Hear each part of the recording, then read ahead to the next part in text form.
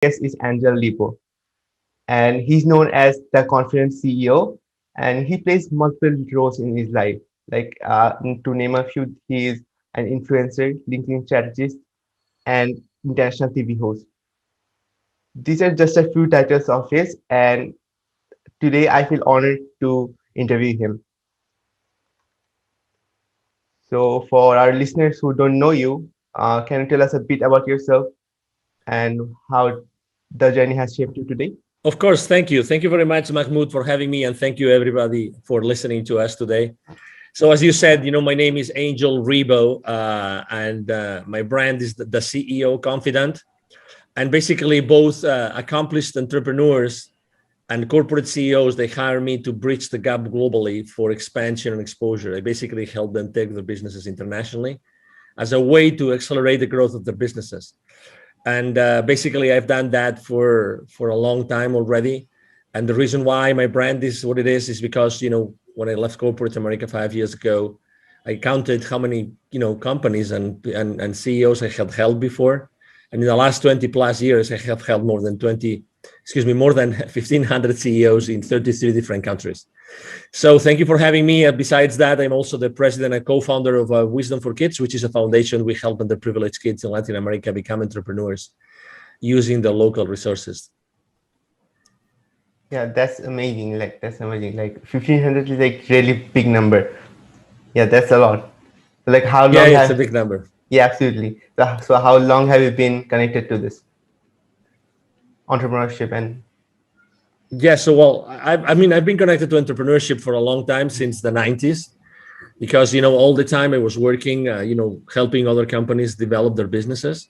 I was also working with, indirect sales models, which means that I was helping, basically resellers, distributors to develop the business along with the companies I was working with. So I was always working with entrepreneurs, and I was always helping them with their businesses, with business strategies, and to help them go to the market along with us. So I have been then involved with entrepreneurship since then early 90s.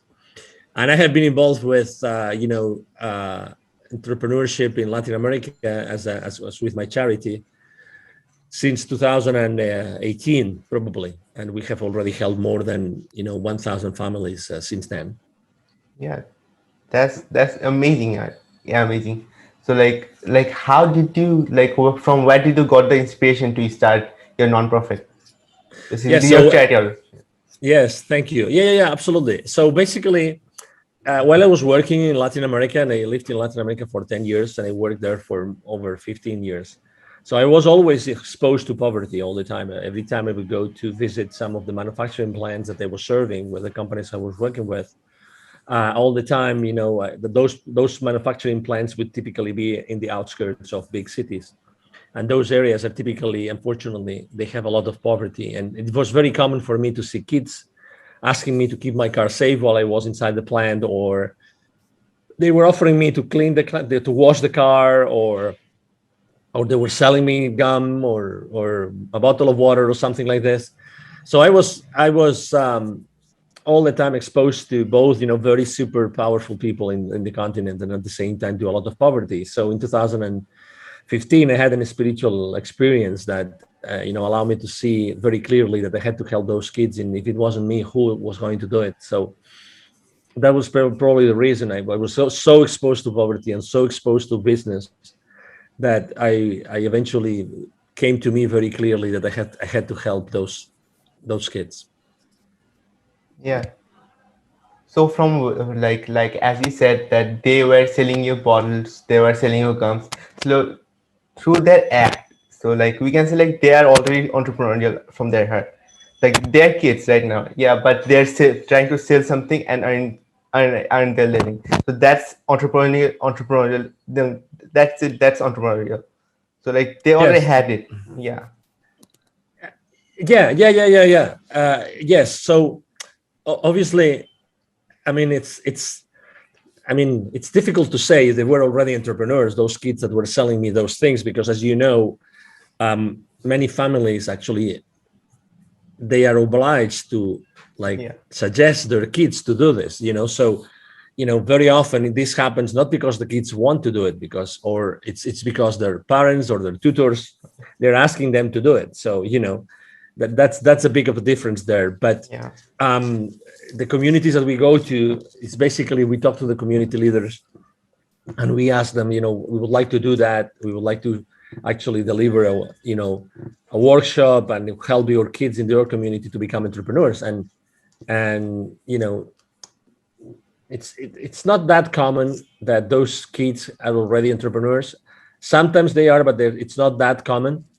But again, most of the time they do it because, or they work because they have to do it. So let me tell you an example. We go, for instance, to an indigenous community in Mexico, and it's a large area. In total, there are like 180 plus small sub communities there, and many kids work, and they work because the parents are working on in coffee plantations and other sorts of places.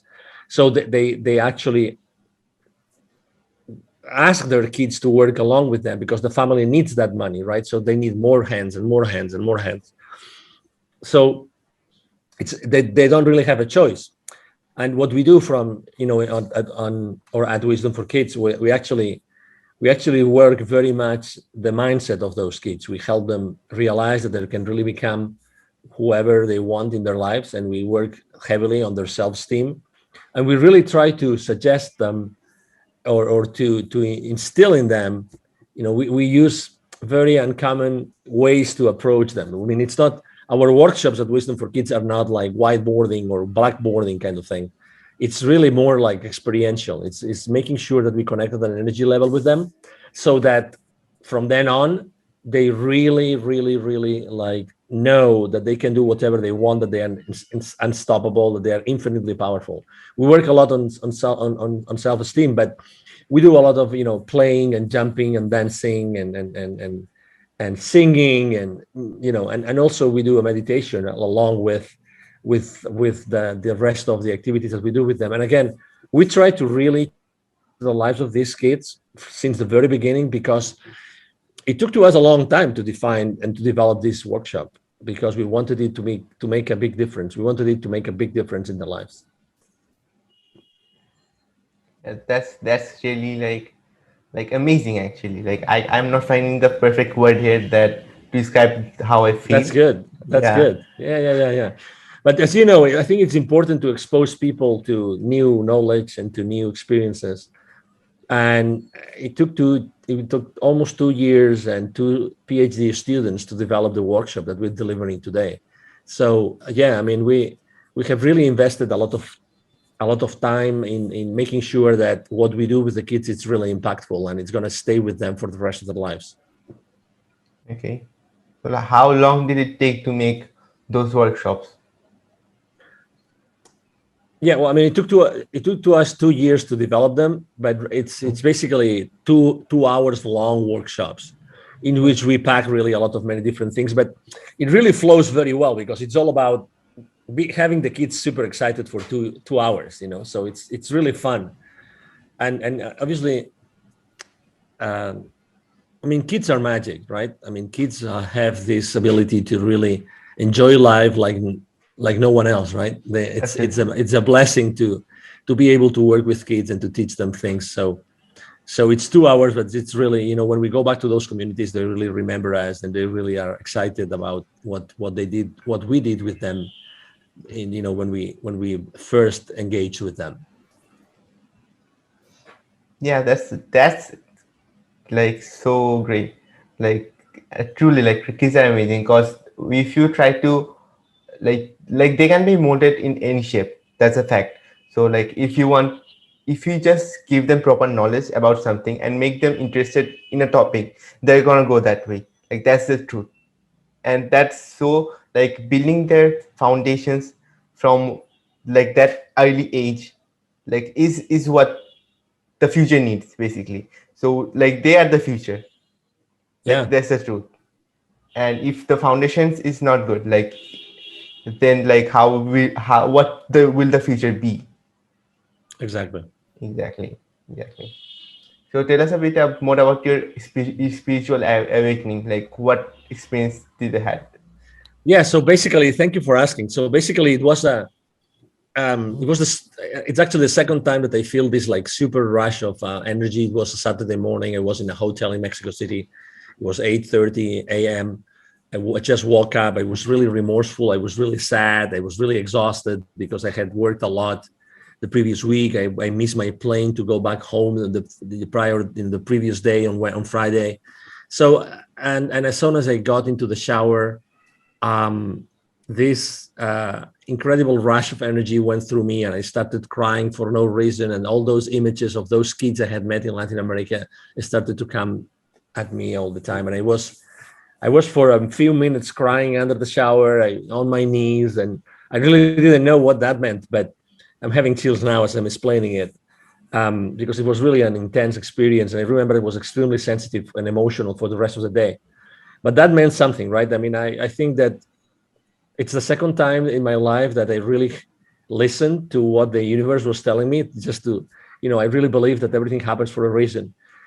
For instance, and I want to really support you, Mahmoud, a lot, because I really admire you and I'm impressed by you, because you're a very young man, but you said I want to have my own podcast and I want to do it no matter what.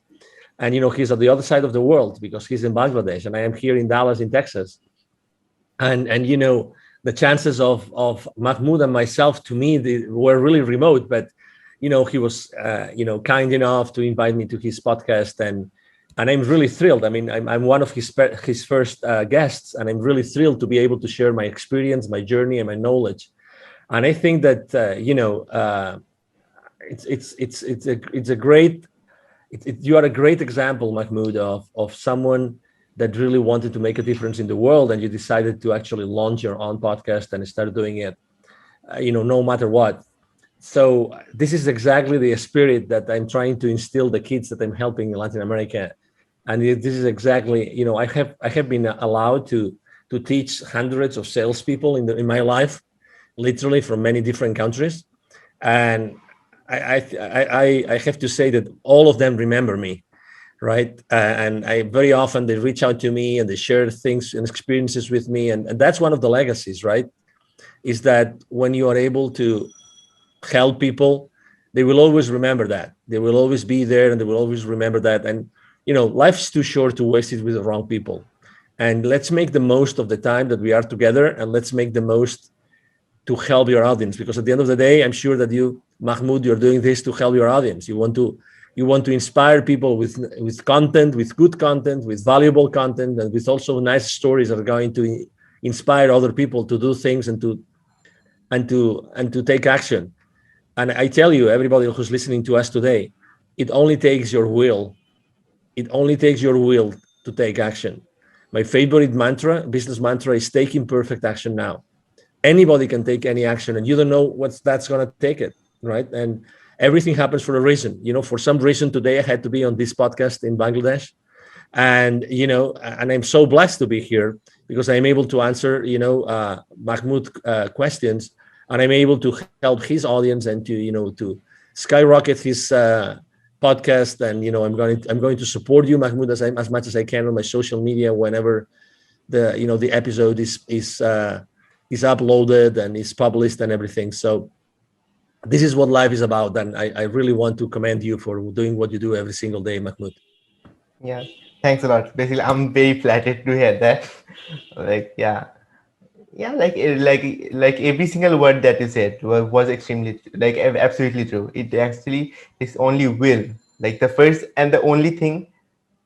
Not the only thing, but like the most important, like the core thing that takes is the will and the ability to take action with it. Yeah, so like that's the main thing. That's if you're not discouraged. So if uh, as everyone else, so most people are discouraged before starting anything else. But if we Mhm. have enough willing power, then we will get through it. Like that's the truth. And but like the kids that you're helping, like for them, it's this is the mental barrier because everyone else is making like thinking that or like forcing them to think that nothing's gonna happen, like nothing's good gonna happen. Like that's one of the thing. And if we are able to like it doesn't matter who it is, but if anyone is able to help grow this willingness in a kid, then he'll do great in the world in the future, and make a difference in others life. And And you that's mentioned, sorry to interrupt you. yeah, Continue, absolutely. continue. Yes. Nah, No, no, go no. I ahead. was gonna say because you mentioned something which is really important, and you mentioned discouragement, right?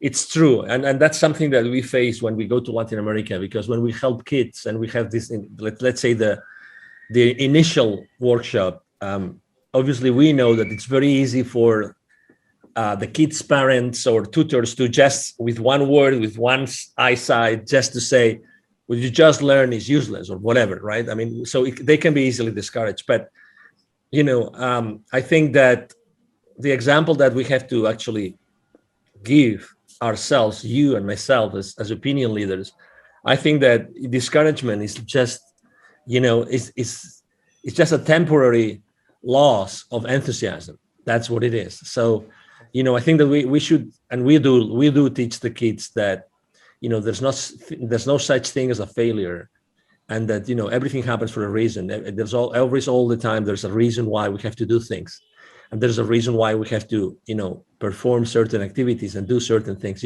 So um regardless, everything happens for a reason. I was yesterday, I think it was Tony Robbins, like seven basic principles that he runs his life by. And Tony Robbins, obviously, he's a very powerful, he coaches very powerful people in the world.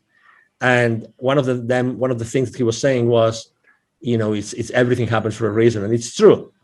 You never know where something is going to take you. You never know. So just take the failures as a lesson, and no matter what, and no matter who discourages you, keep in mind that life is long, and you will have time to learn and to apply those lessons, and keep going, keep going, keep going. You are infinitely powerful no matter what. Yeah, absolutely true. Like you just reminded me of one quote. Like this quote was like is from Elon Musk, and like I heard it from like I guess I'm not sure. Like maybe it was a show on Mind Valley by her like, by his mother, Elon Musk's mother, or maybe a webinar. So she said that when the first rocket failed, like like up before launch, Elon Musk didn't said that we failed, or he was not sad. He was excited because now we know these are the issues. Now we know more about this problem.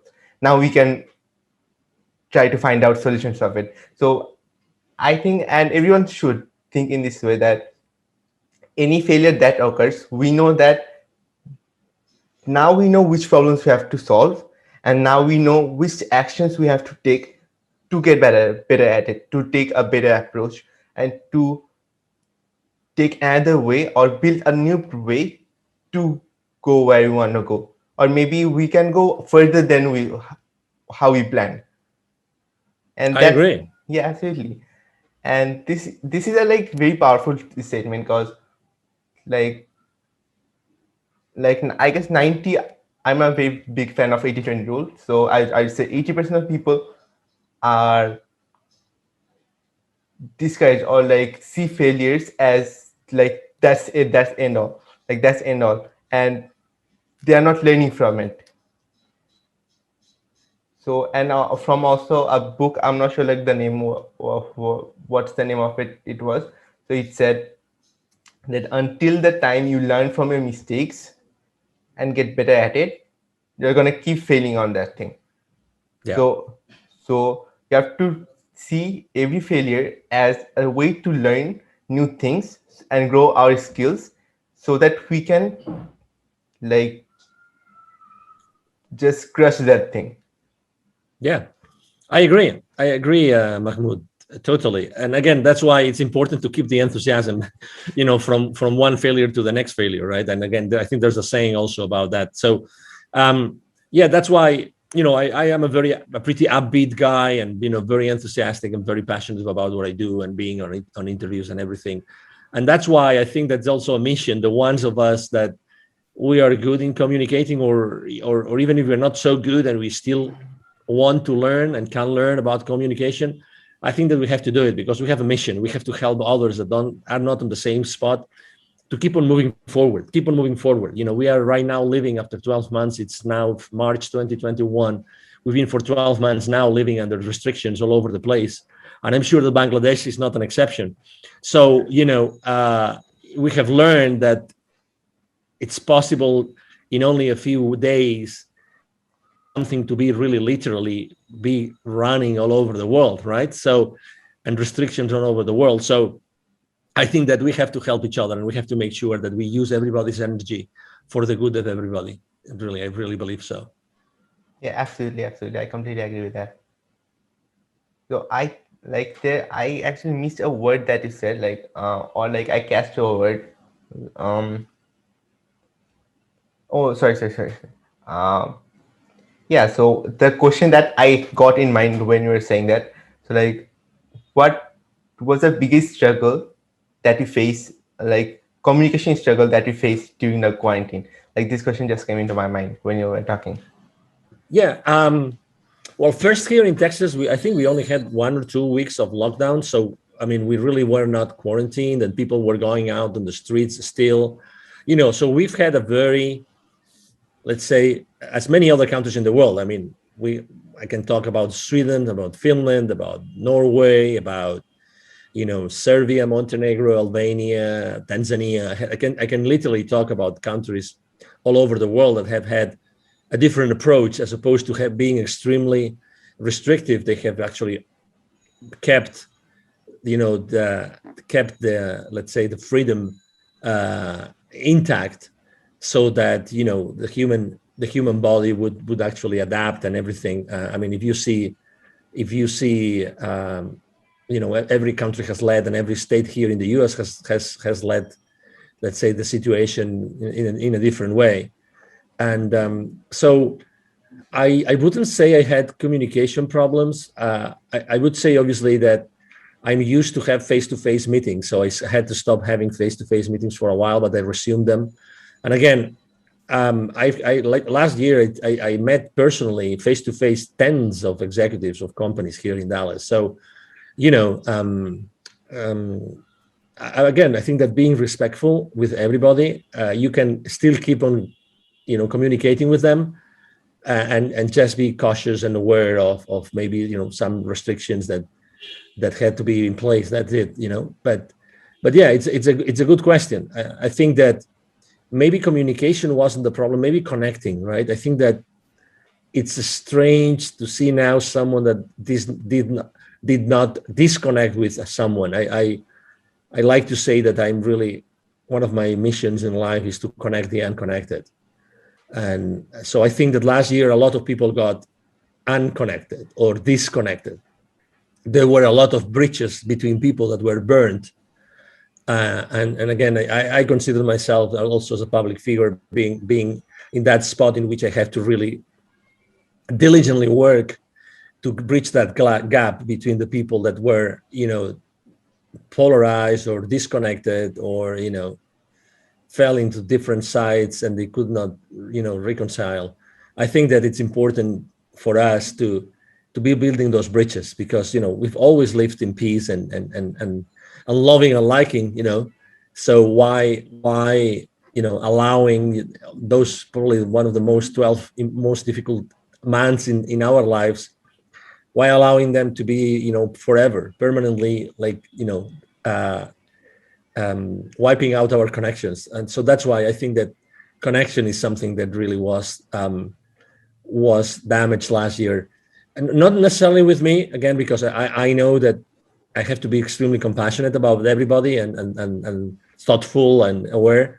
But I know that there's a lot of people that have, lost friends and relatives, like, like friendships, I mean relationships that were broken, and I think that rebuilding those bridges, it will eventually happen again. It will take some time, but I think that uh, we are here to do that, and you do that with your podcast every single day, Mahmoud. Thanks again for like just mentioning that. Um, yeah, that's really awesome. Cause like I loved your mission, which you said like connecting unconnected people.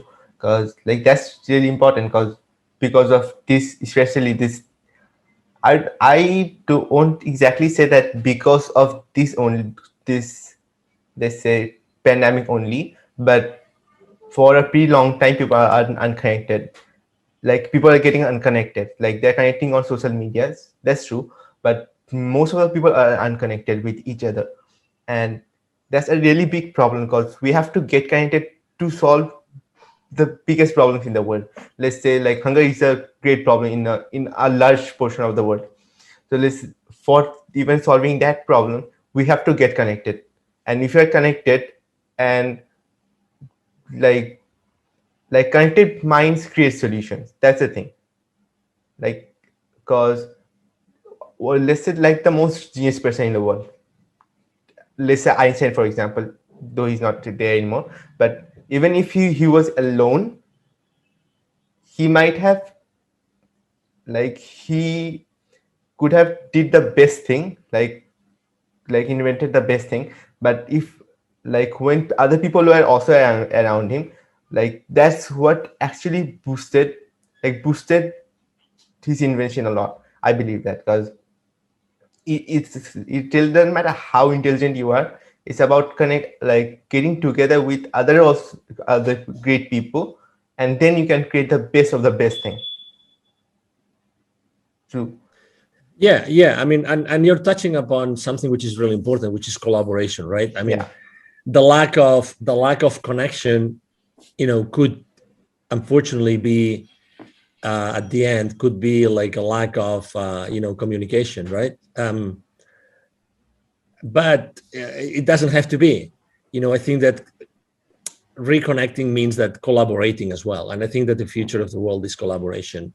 Absolutely. We've lived under competing spaces forever, and I'm not saying competition is not bad, is bad, excuse me, but I'm trying to say that I think that the future is collaboration, because there's a lot of, if I don't know, that due to what has happened in the world for the last 12 months, there's going to be a lot of many different initiatives related to collaboration, helping each other, and flowing and flowing and flowing, and making this world a better place, with many different ways, or in many different ways. And yes, and being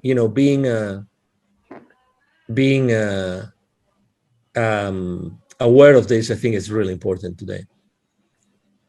Today more than ever. Like that's the thing. Yes, absolutely. Yeah. The collaboration is, I completely agree with that, because like without collaboration, like we can make great things happen.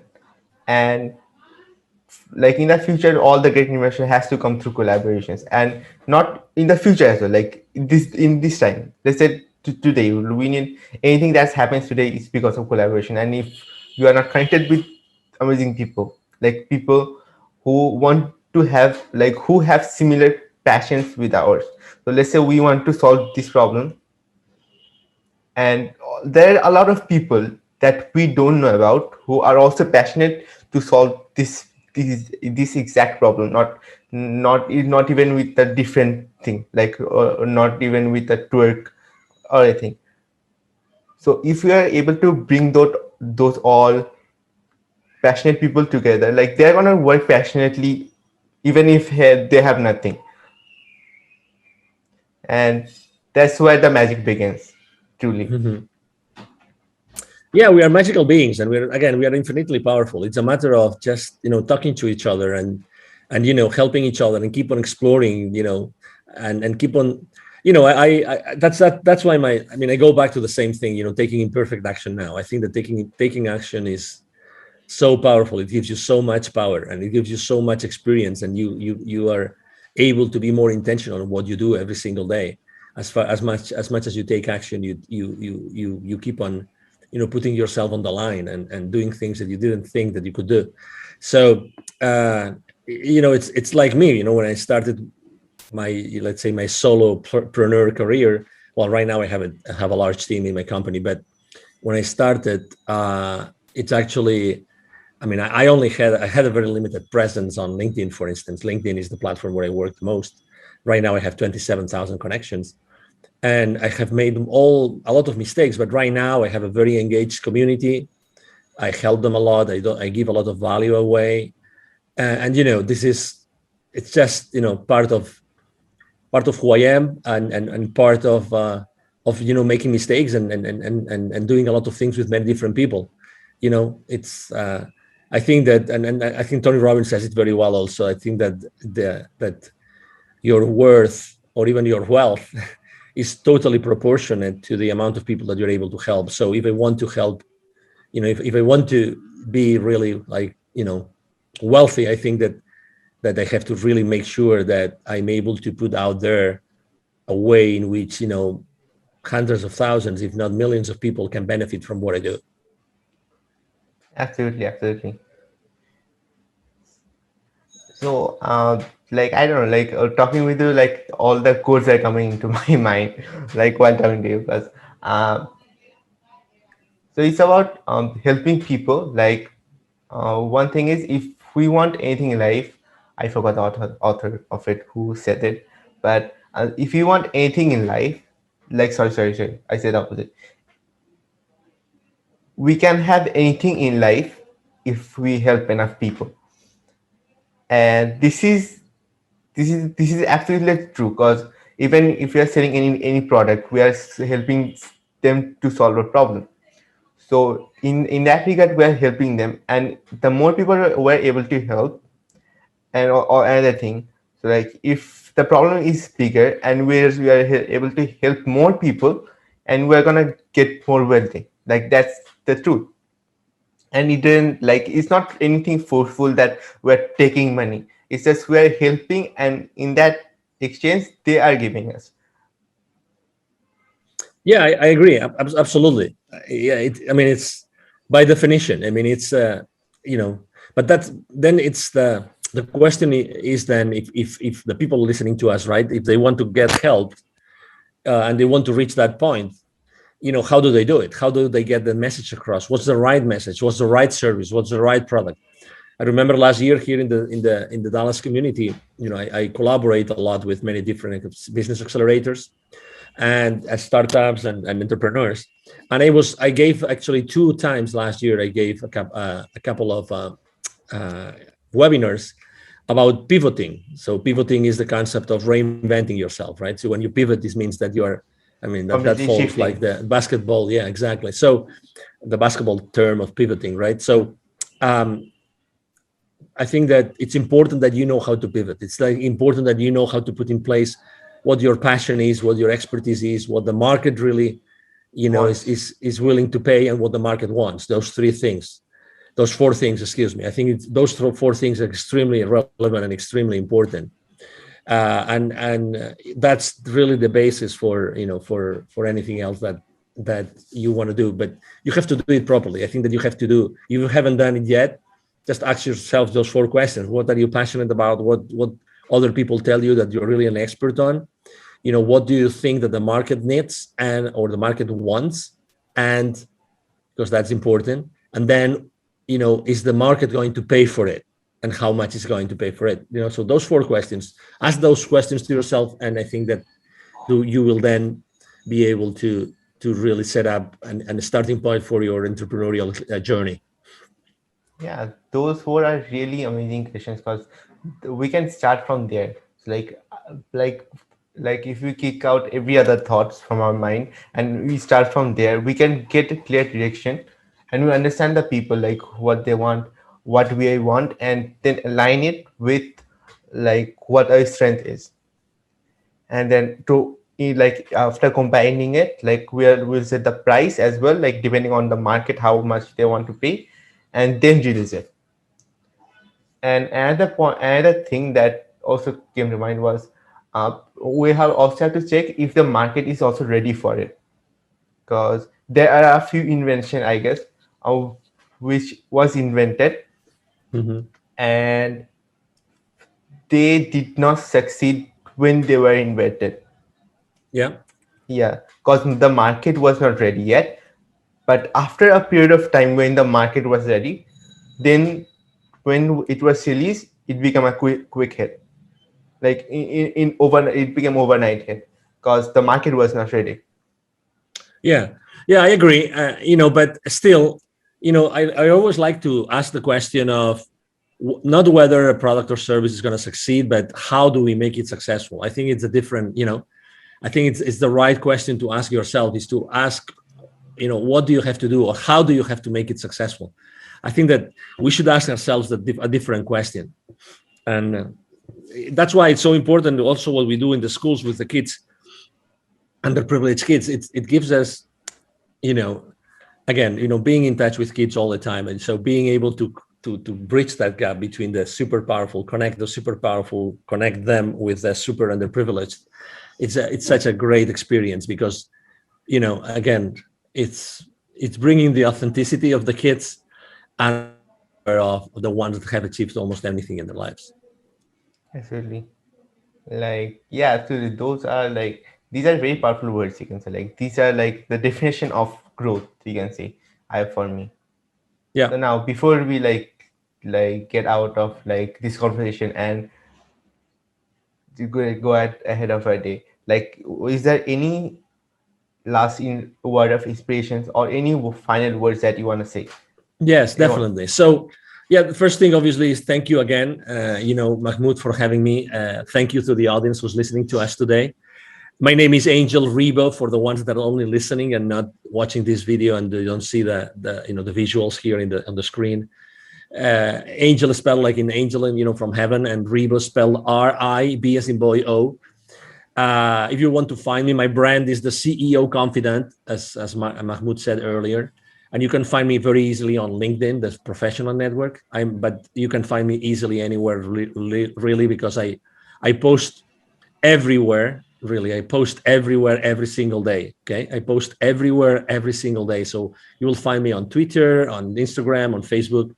Besides LinkedIn itself. And if you want to reach out to me directly and you want to send me an email, it's very easy. It's Angel, Angel, at angelrebo.com. So Angel, Angel, at Angel Rebo, which would be ANGELRIB as in boy O.com. And either myself or my team are going to be answering your email. So thank you very much. And the last thing I would like to leave everybody is that we are genuinely infinitely powerful and we can really achieve anything in our lives. So I would suggest you that if you want to start helping others, again, even if you're not even an entrepreneur, it doesn't matter, just to start helping others. And as soon as you start helping others and being exposed and being exposing yourself and your knowledge and your experience and your passion and your enthusiasm with others, lots of things are gonna happen and lots of things are gonna surface.